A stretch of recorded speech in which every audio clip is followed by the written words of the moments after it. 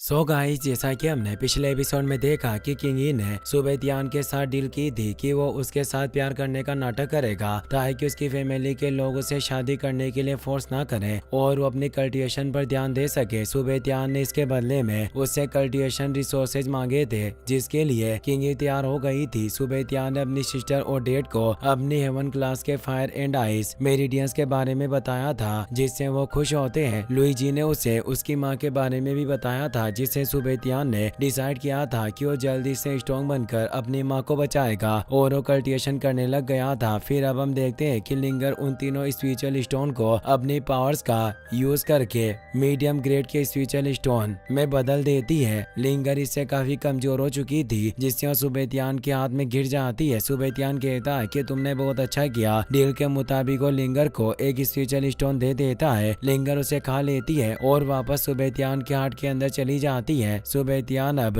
उन spiritual stone की energy को एब्जॉर्ब करके कल्टीवेशन करना स्टार्ट कर देता है। वो अब वॉरियर रियल्म में पहुंच गया था। वो कहता है कि हर बार जब एक मार्शल वेस खुलती है तो फिजिकल क्वालिटी और स्ट्रेंथ में काफी वृद्धि होती है, पर मेरे पास 2 मार्शल आर्ट्स है, इसीलिए मुझे एक लेवल को ब्रेक करने के लिए अपने 2 मार्शल वेस को खोलने की जरूरत पड़ती है। पर इसका फायदा भी नॉर्मल प्रैक्टिशनर के मुकाबले मेरी कॉम्बैट पावर इससे 2 गुनी हो जाएगी। वो पूरी रात कल्टीवेशन करता है, जिससे वो 3 स्टार वॉरियर रियल्म में पहुंच गया था, जिससे वो खुश होता है। वो कहता है कि लिंगर ने 2 लोअर ग्रेड के स्पीड स्टोन को रिफाइन किया, जिससे मैं 10 मार्शल वेस को खोल पाया और मैंने जुआन होंग जेनु मंत्रा को फर्स्ट लेवल पर कल्टीवेट कर लिया, जिससे अब मैं अपनी बॉडी के हर हिस्से में आइस एंड फायर की पावर को महसूस कर पा रहा हूँ। तभी उसे अपने डेड ल्यूजी की आवाज आती है, जो किसी आदमी से बहुत तेज आवाज में बात कर रहे थे। सुबेतियान जल्दी से हॉल की तरफ आने लगता है। वो देखता है कि क्यान फैमिली के लीडर जिन शुई और उसका बेटा जिन शांग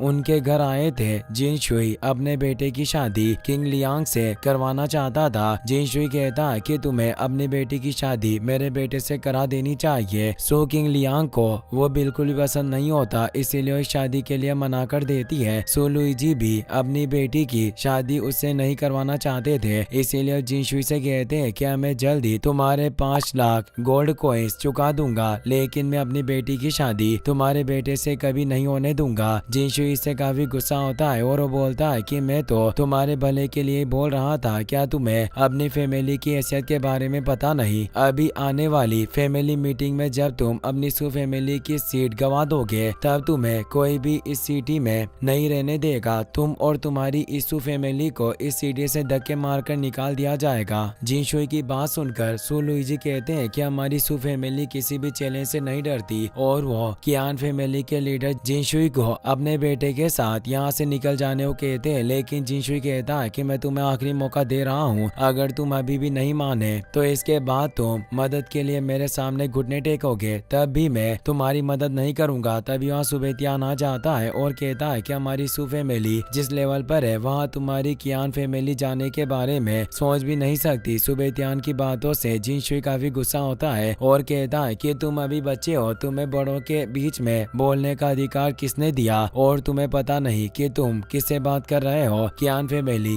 इस सिटी की सबसे पावरफुल फैमिली है। तभी सुबेतियान कहता है कि कियान फैमिली को तो कोई जानता भी नहीं, तुम्हारी फैमिली इस सिटी की सबसे घटिया फैमिली है और तुम सभी काफी डरपोक हो। सुबेतियान की बातें सुनकर जिन शुई का बेटा बोलता है कि सुबेतियान, क्या तुम ज्यादा नहीं बोल रहे हो? तुम हमारे कियान परिवार पर गलत आरोप लगा रहे हो। तभी सुबेतियान कहता है, मैंने क्या गलत कहा? इस सिटी में तुम्हारे कियान फैमिली की क्या रेपुटेशन है? तुम्हारी फैमिली से तो कोई डरता भी नहीं है। इस पर जिनसुई कहते हैं कि प्रेजेंट में हमारे कियान फैमिली की कंडीशन तुम्हारी सु फैमिली से काफी अच्छी है और मैं कुछ दिनों में तुम्हारी सु फैमिली को खत्म कर दूंगा। तभी सुबेतियान जिनसुई को कहता है कि जो कुत्ता भौंकता है वो काटता नहीं, तुम बस बड़ी बड़ी बातें करते हो। सुबेतियान की बातें सुनकर जिन शांग को बहुत गुस्सा आता है। वो कहता है कि तुम हमारी फैमिली का अपमान कर रहे हो, तुम एक कमीने इंसान हो, आज मैं तुम्हें बहुत पीटूंगा। और वो सुबेतियान पर अटैक करने करने के लिए आगे बढ़ता है। सुबेतियान इसी मौके का इंतजार कर रहा था, इसीलिए उसे गुस्सा दिला रहा था। सुबेतियान अपनी पावर को एक्टिवेट करके उसको एक जोरदार पंच मारता है, जिससे वो काफी दूर हो जाता है। इसके बाद सुबेतियान अपनी फायर पावर एलिमेंट को एक्टिवेट कर जिनशान को काफी तेज किक मारता है, जिससे वो हॉल के बाहर जाकर गिर जाता है। उस किक से जिनशान काफी कमजोर हो चुका था और वो दर्द से चिल्लाने लगता है। जिनशुई को यह देखकर काफी गुस्सा आता है। वो अपने फायर एलिमेंट को एक्टिवेट कर सुबेतियान पर अटैक करने वाले होते हैं। तभी ल्यूजी भी अपने फायर एलिमेंट पावर को एक्टिवेट करके जिनशुई के अटैक को बीच में ही रोक देते हैं। इससे काफी तेज एनर्जी निकलती है। ल्यूजी की ताकत काफी ज्यादा थी, जिससे वो दूर हो जाता है। ल्यूजी कहते हैं कि अगर तुम मुझ पर अटैक करोगे तो मैं उसे सह लूंगा,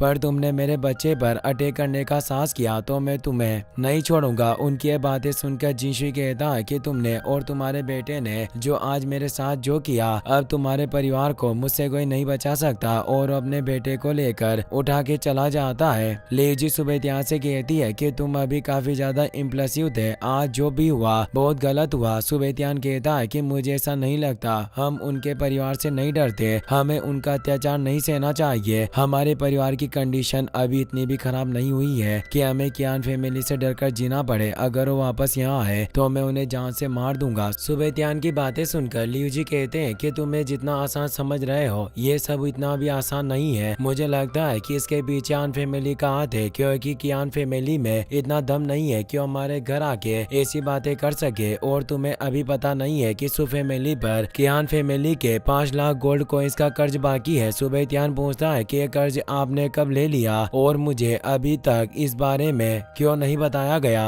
किंग लियांग कहती है कियान और कियान फैमिली दोनों ने मिलके हमारी फैमिली को जाल में फंसाया है। हमारी फैमिली हान फैमिली को मेडिसिन सप्लाई किया करती। एक बार उन्होंने उन मेडिसिन को नकली बताकर हमारी सु फैमिली से एक एग्रीमेंट साइन करवा लिया। अगर हमने 5 लाख गोल्ड कॉइंस 3 महीने के अंदर नहीं चुकाए तो हमें हमारी लोहे की खान उनको सौंपनी होगी। हमने तुम्हें ये सब इसीलिए नहीं बताया क्योंकि तुम उस वक्त अपनी कल्टीवेशन की प्रैक्टिस कर रहे थे। हम तुम्हें परेशान नहीं करना चाहते थे। ये सुनकर सुबेतियान कहता है कि आन फैमिली हमारे पीछे क्यों पड़ी है, आप मुझे थोड़ा समय दो, एक बार मेरी कल्टीवेशन पूरी हो जाए और मैं एक पावरफुल एल्केमिस्ट बन जाऊं, फिर मैं इन दोनों फैमिलीज को नहीं छोड़ूंगा। फिर हमें जंगल के एक वाटरफॉल का सीन देखते हैं जहाँ सुबेतियान कल्टीवेशन करने आया था। वो सोचता है कि अगर मैं मंकी के 9 लेवल को कल्टीवेट कर सकूं तो मैं अपने पावरफुल दुश्मनों का भी आसानी से सामना कर सकता हूँ। वो कपड़े उतार कर पानी के अंदर चला जाता है। वो सोचता है कि मेरे एंसेस्टर सुबेई हुआंग की यादों के अनुसार इस 100 मीटर के वाटरफॉल का प्रेशर इतना ज्यादा होगा कि ये मेरी बॉडी के पोटेंशियल को ट्रिगर कर सकता है, जिससे मैं मंकी के 9th लेवल को कल्टीवेट कर पाऊंगा। सुबेतियान पर तेज दबाव पड़ने लगता है, जिससे उसे काफी पेन हो रहा था और वो नीचे गिर जाता है। सुबेतियान सोचता है कि मेरी बॉडी काफी ज्यादा कमजोर है, इसीलिए मुझे पहले जुआनवांग पैलेस की जेनवू आर्ट की प्रैक्टिस करनी होगी ताकि मैं अपनी बॉडी को स्ट्रॉन्ग बना सकूं। और वो वही कल्टीवेशन करने बैठ जाता है। उसे अपनी बॉडी को मजबूत बनाना था ताकि वो अपने मंकी मूव को अपग्रेड कर सके। वो अपने पूरे कंसंट्रेशन के साथ कल्टीवेशन करता है, जिससे वो मंकी मूव को उसके फर्स्ट लेवल पर लेकर आ जाता है। वो अपने मंकी मूव को ट्राई करता है और उसमें सक्सेस भी होता है, लेकिन अभी उसका अटैक ज्यादा पावरफुल नहीं था, इसीलिए वो फिर से कल्टीवेशन करने की सोच रहा था। तभी उस वाटरफॉल से एक स्नेक बाहर आता है और सुबेतियान के ऊपर अटैक कर देता है, लेकिन सुबेतियान उस स्नेक को देख लेता है और उसे पकड़कर मार देता है। वो अपने मंकी टेक्निक के फर्स्ट स्टेप पर आने से बहुत खुश था, लेकिन अभी उसे अपने अटैक को और ज्यादा पावरफुल बनाना था। रात को सुबेतियान अपने मारे हुए स्नेक को पकाकर खाता है और फिर से कल्टीवेशन करने लग जाता है। उसकी बॉडी में एनर्जी बन रही थी और उसकी नसें चमक रही थी। सुबेतियान पूरी रात कल्टीवेशन करता है और सुबह बेहोश होकर पानी में गिर जाता है। पानी में गिरने पर उसे होश आ गया था और वो जाकर पानी से बाहर आता है और फिर से कल्टीवेशन करने लग जाता है। वो लगातार कुछ दिनों तक ऐसे ही कल्टीवेशन करता रहता है। कुछ दिनों बाद हमें जंगल में कुछ लोगों को दिखाया जाता है जो वहाँ से निकल रहे थे। उन्हें पता नहीं था कि सुबेतियान यहाँ ट्रेनिंग कर रहा है, वो कहीं जा रहे होते हैं। तभी हमें सुबेतियान को दिखाया जाता है जिसने इतने दिनों तक कल्टीवेशन करके अपने मंकी मूव को अपग्रेड कर लिया था और अब वो उसको टेस्ट कर रहा था, जिससे वहाँ ब्लास्ट होता है और बहुत तेज आवाजें आती है। आवाज को सुनकर जंगल से गुजरने वाले लोग रुक जाते हैं और अपने चारों ओर देखने लग जाते हैं। सुबेतियान ने अपने मुंह को बहुत ज्यादा पावरफुल बना लिया था और अब वो उससे संतुष्ट हो गया था, इसलिए अब वो बहुत दिनों बाद अपने घर जाने के लिए इसीलिए वहाँ से जाने लगता है। वो अपनी प्रोग्रेस से बहुत ज्यादा खुश था और अपने घर की ओर जा रहा था। तभी रास्ते में उसे वही 3 लोग दिखते हैं जो जंगल के रास्ते से कहीं जा रहे थे। उनमें से एक लड़की थी जो एक बूढ़े आदमी को सहारा देकर कहीं लेकर जा रही थी और उसके साथ एक गार्ड सोल्जर्स भी था। सुबेतियान उन सभी को देखता है और बिना उनसे कुछ कहे उनके पास से निकलने लगता है। देखने पर ऐसा लग रहा था कि बूढ़ा स्ट्रेंजर बहुत ज्यादा बीमार था। तभी सुबेतियान की नजर लड़की के कपड़ों पर लगे बेच पर जाती है। वो बेच एक एल्केमिस्ट एकेडमी का था, जिसे देखकर सुबेतियान समझ जाता है कि वो लड़की एक एल्केमिस्ट स्टूडेंट है। तभी सुबेतियान की नजर बूढ़े आदमी के लॉकेट पर जाती है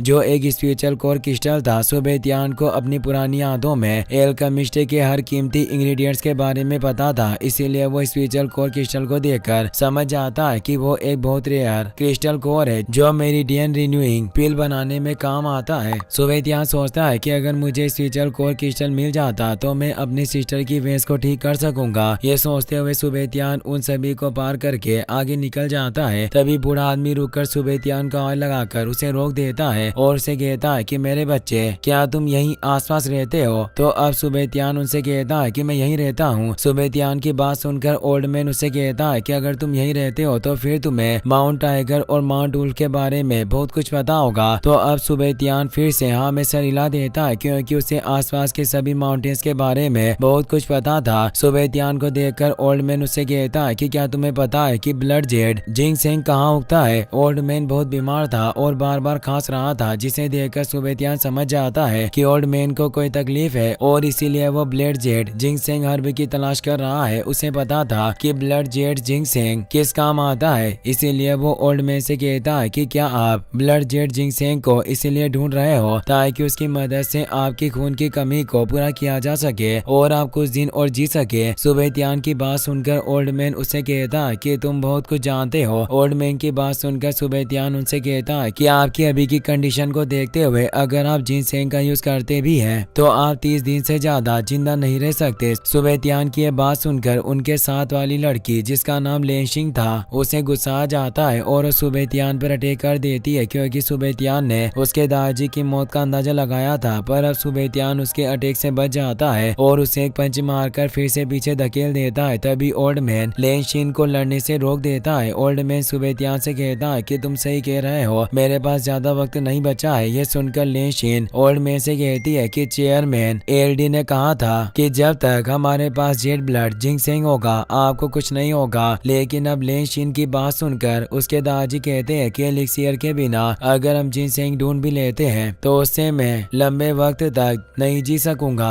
एलडी 2 बार एलिक्सियर बनाने में फेल हो गए हैं और अगर वो उसे जल्दी नहीं बना सके तो मैं जिंदा नहीं रह सकूंगा। ये कहकर वो सुबेतियान से कहते हैं कि तुम्हें कैसे पता चला कि मैं जल्दी मरने वाला हूँ? ओल्ड मैन की बात सुनकर सुबेतियान उनसे कहता है कि आपकी आंखों में डार्क सर्कल्स हैं और आपकी आईब्रोज के बीच में मौत दिख रही है। इसका मतलब है कि आपके ऑर्गन्स बहुत बुरी तरह से डैमेज हो गए हैं। अगर मैं सही हूँ तो आपके ऊपर किसी डीमन ने अटैक किया होगा। सुबेतियान की बात एकदम सही थी और ये सुनकर ओल्ड मैन समझ जाता है कि सुबेतियान उसकी बीमारी और उसके इलाज के बारे में बहुत कुछ जानता है, इसीलिए सुबेतियान से कहता है कि तुम्हारी बीमारी की समझ बहुत अच्छी है। ये कहकर ओल्ड मैन सुबेतियान के सामने झुककर उसे रेसेट देता है। तभी लेंशिन भी समझ जाती है कि सुबेतियान बहुत कुछ जानता है, इसीलिए सुबेतियान से कहती है कि क्या तुम्हारे पास मेरे दादाजी की बीमारी का कोई इलाज है? लेंशिन की बात सुनकर अब सुबेतियान उसे कहता है कि तुम्हारे दादाजी को बस रिवाइविंग पिल की मदद से ठीक किया जा सकता है, उसके बिना तुम उनके अंतिम संस्कार का इंतजाम करो। सुबेतियान की बात सुनकर ओल्ड मैन कहता है कि रिवाइविंग पिल एक मीडियम ग्रेड की मिस्ट्री पिल है और उसे बनाना बहुत मुश्किल है। यह सुनकर अब सुबेतियान ओल्ड मैन से कहता है कि आप 100 साल जी चुके हैं और फिर भी और ज्यादा जीना चाहते हैं, क्या इतने साल जीकर आपका मन नहीं भरा? सुबेतियान की बात सुनकर ओल्ड मैन उससे कहता है कि जब पूरी जिंदगी मेहनत करके बहुत कुछ हासिल किया हो तो 100 साल जीकर कौन मरना चाहेगा? मुझे अपनी फैमिली के साथ और वक्त बिताना है और मैं इस दुनिया को और करीब से देखना चाहता हूँ। अपने दादाजी की हालत देखकर लेंशिन कहती है कि क्या अब हमारे पास कोई और रास्ता नहीं बचा? तो सुबेतियान उनसे कहता है कि अगर आपके पास हर्ब्स हो तो मैं रिवाइविंग पिल को कल्टीवेट कर सकता हूँ, मैं आपके लिए एलिक्सिर बना दूंगा। सुबेतियान की बात सुनकर ओल्ड मैन उससे पूछता है कि क्या तुम एक एल्केमिस्ट हो? तो अब सुबेतियान उनसे कहता है कि आप मुझे एल्केमिस्ट समझ सकते हो। यह सुनकर ओल्ड मैन सुबेतियान से पूछता है कि तुम्हारे फेल होने की संभावना कितनी है? तो अब सुबेतियान उन सभी से कहता है कि मेरे फेल होने की संभावना 10% है। सुबेतियान की बात सुनकर सभी चौंक जाते हैं क्योंकि सुबेतियान को अपने ऊपर बहुत ज्यादा भरोसा था और ये देखकर ओल्ड मैन को भी सुबेतियान के ऊपर भरोसा हो जाता है और अपनी हब्स को निकाल कर सुबेतियान को दे देता है। वो सुबेतियान से कहता है कि अगर तुम मेरे लिए एलिक्सिर बना देते हो तो मैं तुम्हें इसके बदले बहुत कुछ देने के लिए तैयार हूँ। यह सुनकर सुबेतियान ओल्ड मैन से कहता है कि मेरे एल्केमी शुरू करने से पहले मेरी 2 शर्तें हैं जिसे पूरी करने का आपको वादा करना होगा। यह सुनकर ओल्ड मैन सुबेतियान की सारी शर्तें मानने के लिए तैयार हो जाता है और उसे प्रॉमिस कर देता है। इसीलिए अब सुबेतियान उन सभी को अपनी पहली शर्त बताता है जिससे वो ओल्ड मैन से उसके लॉकेट का